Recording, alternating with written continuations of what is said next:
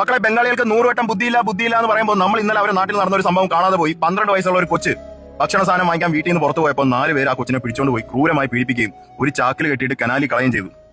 ആ 4 പേരെയും നാട്ടുകാരും ആ അച്ഛനും ആ സഹോദരങ്ങളും കൂടെ ചേർന്ന് പിടിച്ചിട്ട് ആ കൊച്ചിന്റെ മൃതശരീരം എടുത്ത് ആ 4 എണ്ണത്തിനെ റോട്ടിയിട്ട് അതിനെ തല്ലിക്കൊന്നു.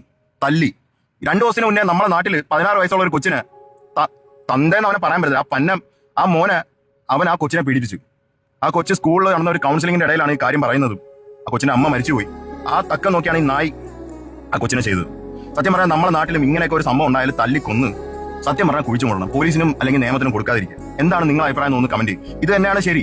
ബംഗാളിലല്ല, ഇനിയിപ്പോ ബുദ്ധിയില്ലെന്ന് പറഞ്ഞാലും എന്തെന്ന് പറഞ്ഞാലും അമ്മമാർ ചെയ്തതാണ് എന്റെ അഭിപ്രായത്തിൽ ശരി. പിഞ്ചു കുഞ്ഞുങ്ങളോട് ഇങ്ങനെ കാണിക്കുന്ന ബാക്കി ഞാൻ പറയുന്നില്ല, കാരണം എന്റെ വീഡിയോയിൽ ഞാൻ ചീത്ത ഉപയോഗിക്കുന്നതാണ് മിക്കവരെയും പരാതി. ഞാൻ പറയുന്നില്ല. എന്താണ് നിങ്ങളുടെ അഭിപ്രായം കമന്റ് ചെയ്തത്. ഓക്കെ.